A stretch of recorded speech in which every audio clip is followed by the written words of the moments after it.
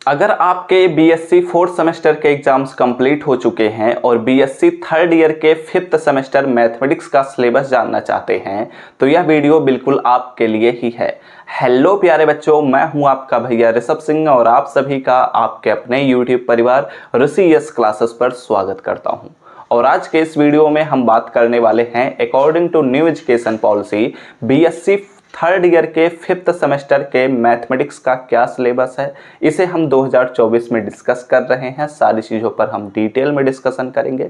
तो चलिए अपने इस वीडियो की शुरुआत करते हैं। लेकिन अगर आप सभी इस चैनल पर पहली बार आए होंगे और अपने तैयारी को स्टार्टिंग से बेहतर बनाना चाहते हैं, सभी लेक्चर्स को ज्वाइन करना चाहते हैं, तो जरूर सब्सक्राइब करने के साथ बेल आइकन को ऑल पर सिलेक्ट कर लीजिएगा। साथ ही साथ आप हमें इंस्टाग्राम पर भी फॉलो कर सकते हैं और आपको इस सिलेबस का पीडीएफ टेलीग्राम चैनल पर प्रोवाइड कर दिया जाएगा, तो आप हमारे टेलीग्राम चैनल से जरूर ज्वाइन कर लीजिए। लिंक आप सभी को डिस्क्रिप्शन में मिल जाएंगे। तो चलिए अब एक एक करते हुए सभी सिलेबस को डिस्कस करना स्टार्ट करते हैं। और हम ऑलरेडी बीएससी फिफ्थ सेमेस्टर के केमिस्ट्री और फिजिक्स के सिलेबस को डिस्कस कर चुके हैं, तो उनके लिंक आप सभी को डिस्क्रिप्शन में मिल जाएंगे या फिर आपको वीडियो आई बटन पर भी मिल जाएंगे। ठीक है, तो अब यहाँ पर कुछ बातों को पहले ध्यान दीजिए। हम अभी तक जैसे बीएससी फर्स्ट ईयर और सेकेंड ईयर में जितने भी सेमेस्टर्स हम पढ़े हैं, हर एक सेमेस्टर में हर एक मेजर सब्जेक्ट के अंतर्गत हमें एक पेपर पढ़ना रहता था। बट जब हम थर्ड ईयर में पहुंच चुके हैं तो आप चाहे फिफ्थ सेमेस्टर में रहेंगे चाहे सिक्स सेमेस्टर में रहेंगे, आपका एक सब्जेक्ट छूट जाएगा। ठीक है, तो आपके पास दो मेजर सब्जेक्ट बचेंगे और दोनों मेजर सब्जेक्ट में आपको दो दो पेपर पढ़ने रहेंगे। ठीक है, तो इसका मतलब यह हुआ कि अगर आप बीएससी फिफ्थ सेमेस्टर के मैथमेटिक्स के सिलेबस पर बात करना चाह रहे हैं तो इसमें आपको दो पेपर पढ़ने रहेंगे, पहला पेपर और दूसरा पेपर। ठीक है, और हर एक पेपर के अंतर्गत टोटल आपको 8 यूनिट्स देखने को मिलने वाले हैं और हर एक यूनिट के अंतर्गत आपको मल्टीपल टॉपिक्स देखने को मिलेंगे। तो एक एक करते हुए सभी चीज़ों पर हम बात करना स्टार्ट करते हैं। तो अगर हम बात करते हैं तो बीएससी फिफ्थ सेमेस्टर के मैथमेटिक्स का जो हमारा पेपर फर्स्ट है, इसका नाम है group theory, ring theory and linear algebra. Actually यह 3 पोर्शन से मिलकर बना है, जिसमें हम पहले पढ़ेंगे कि ग्रुप थियरी क्या है। अपने थर्ड सेमेस्टर के ग्रुप थियरी को यहाँ पर हम कंटिन्यू करेंगे और इसको और आगे बढ़ाएंगे। ठीक है, और हमने थर्ड सेमेस्टर में रिंग थियरी का भी इंट्रोडक्शन देख लिया था, काफी सारी चीजों पर बात कर लिया था, तो उस रिंग थियरी को यहां पर हम आगे बढ़ाएंगे। और लीनियर अलजेब्रा हमारे पास एक नया पोर्शन स्टार्ट होगा जो कि रिंग थियरी के बाद हमें पढ़ना रहेगा। तो अगर आपके थर्ड सेमेस्टर के मैथमेटिक्स पूरी तरीके से कंप्लीट नहीं थे तो आप अलजेब्रा पोर्शन को एटलीस्ट अच्छे से तैयार कर लीजिएगा, तभी आपको ये पूरा पोर्शन समझ में आएगा। ठीक है, तो अब इसके अंतर्गत कौन कौन से यूनिट्स हैं, कौन कौन से टॉपिक हैं, उन सभी चीज़ों को चलिए अपने मोबाइल के स्क्रीन पर डिस्कस करते हैं। हम बात करते हैं अपने बीएससी फिफ्थ सेमेस्टर के मैथमेटिक्स का जो हमारा पेपर फर्स्ट है उसके सिलेबस को अब हम डिस्कस करना स्टार्ट करते हैं। तो यहाँ पर ये सारी चीज़ें हम ऑलरेडी जान चुके हैं। तो अब यहाँ पर एक्चुअली इस पेपर को 2 पोर्शन में डिवाइड किया गया है। पहले पोर्शन में हम पढ़ेंगे group theory and ring theory के बारे में।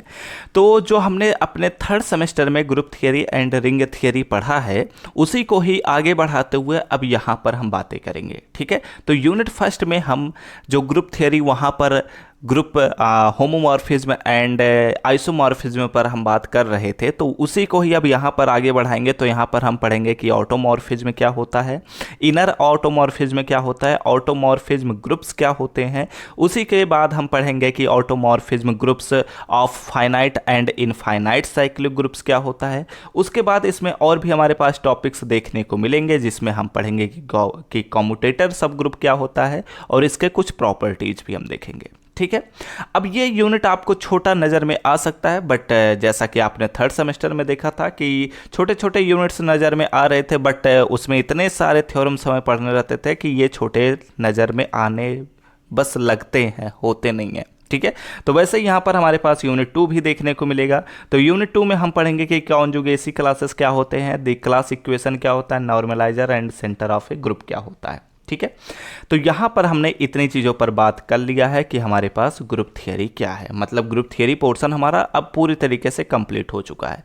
तो हम बढ़ेंगे अपने रिंग थियरी की तरफ। रिंग थियरी में हम जो वहाँ पर पढ़े थे कि हमारे पास रिंग क्या होते हैं, उसी को ही कंटिन्यू करते हुए यहाँ पर हम बात करेंगे। तो पॉलिनोमियल रिंग पर बात करेंगे। ठीक है, उसके बाद हम डिवीजन एल्गोरिथम पर बात करेंगे, प्रिंसिपल आइडियल पर बात करेंगे, डोमेन्स पर बात करेंगे, फैक्टराइजेशन ऑफ पॉलिनोमियल्स क्या होता है इस पर बात करेंगे, रिड्यूसिबिलिटी टेस्ट क्या होता है, आइंस्टीन क्राइटेरिया क्या है, यूनिक फैक्टराइजेशन क्या होता है, इन सभी चीज़ों पर हम बात करेंगे। ठीक है, तो ये सारी चीज़ें आपको बहुत ही अच्छे से समझना होगा, सारी चीज़ें आपको डिटेल में पढ़ना होगा। और यह बात ज़रूर ध्यान रखिएगा कि अगर आप थर्ड सेमेस्टर के group theory and ring theory को अच्छे से नहीं पढ़े हैं तो आपको यहाँ पर चीज़ें समझ नहीं आएंगी, इसलिए पहले उन चीज़ों को अच्छे से एक बारी ज़रूर रिवाइज कर लीजिएगा। ठीक है, बढ़ते हैं अपने यूनिट 4 की तरफ। यूनिट 4 में हम इसके बाद आगे बढ़ेंगे तो पढ़ेंगे कि डिविजिबिलिटी इन इंटीग्रल डोमेन्स क्या होता है, उसके बाद हम पढ़ेंगे कि इररिड्यूसिबल क्या होता है, प्राइम्स क्या होते हैं, यूनिक फैक्टराइजेशन क्या होता है। ठीक है,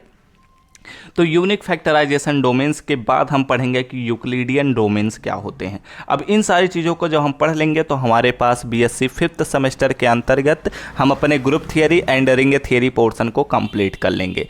यह बात ध्यान रखिएगा कि आपका फर्स्ट पेपर जो है यह पूरी तरीके से प्योर मैथमेटिक्स है। ठीक है, तो यहाँ पर आपको ये चीज़ें ध्यान रखनी होंगी। तो अब हम बढ़ते हैं अपने पार्ट 2 की तरफ, जिसमें हम पढ़ेंगे लीनियर अलजेब्रा के बारे में।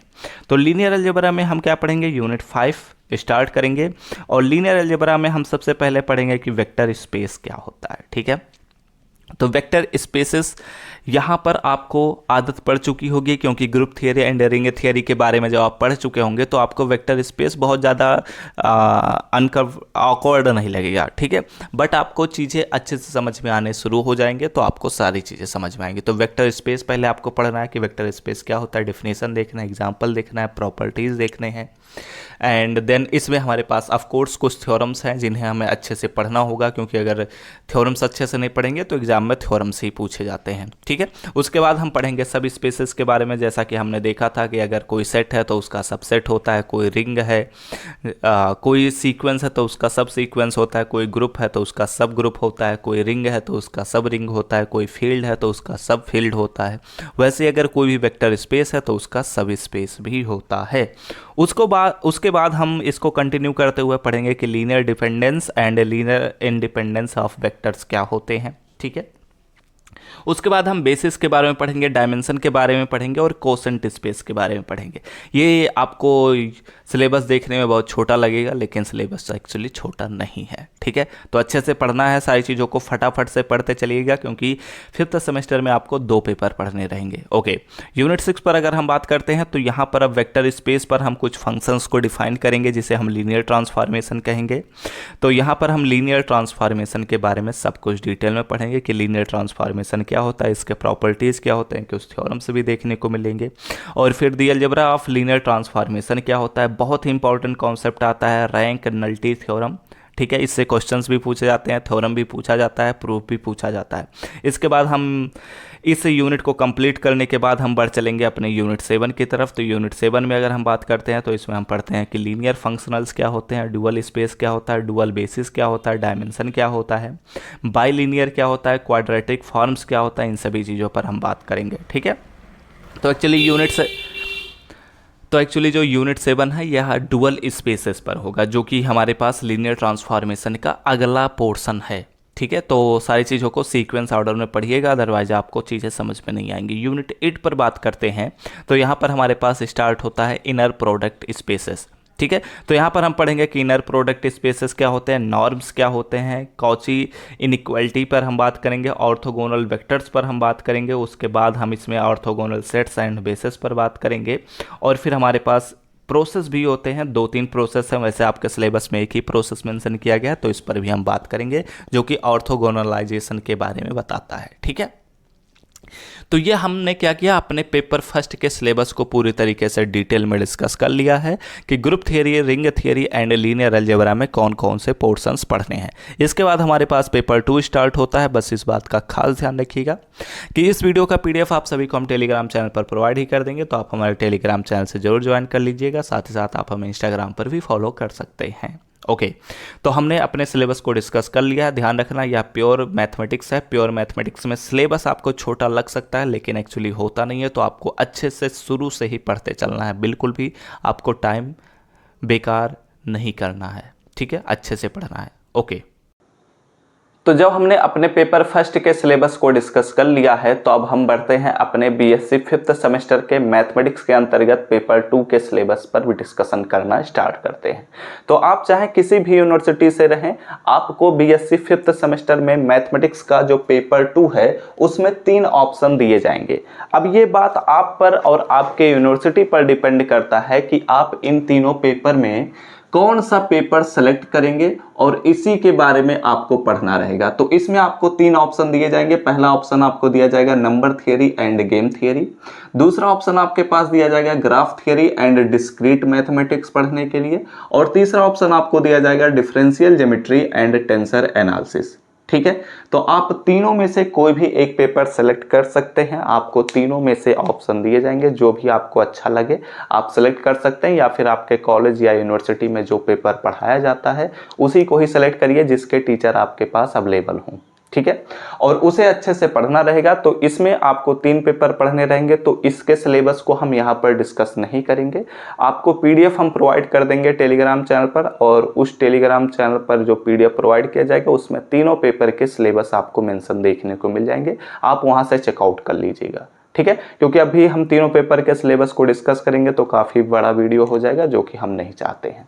ठीक है, तो आप अगर हमारे टेलीग्राम चैनल से ज्वाइन नहीं है तो आपको कैसे ज्वाइन करना है, आपको यूजर नेम यहाँ पर देखने को मिल सकता है, या फिर आपको सिंपली लिंक डिस्क्रिप्शन में मिल जाएगा। आपको इंस्टाग्राम का भी लिंक डिस्क्रिप्शन में मिल जाएगा। ठीक है, तो चलिए मिलते हैं अपने नेक्स्ट लेक्चर में, और इस वीडियो का पीडीएफ आप सभी को हम टेलीग्राम चैनल पर प्रोवाइड ही कर देंगे। तो वीडियो अच्छा लगा हो तो जरूर लाइक करिएगा, कमेंट करते हुए जरूर बताइएगा। कुछ भी डाउट होता है तो कमेंट सेक्शन ओपन है, पूछ लीजिएगा। ठीक है, और इस चैनल पर पहली बार आए होंगे, अपने तैयारी को स्टार्टिंग से बेहतर बनाना चाहते हैं तो जरूर सब्सक्राइब करने के साथ बेल आइकन को ऑल पर सेलेक्ट कर लीजिएगा। तो हम सब मिलते हैं अपने नेक्स्ट लेक्चर में, तब तक पढ़ते रहिए, संघर्ष करते रहिए और सफल होते रहिए।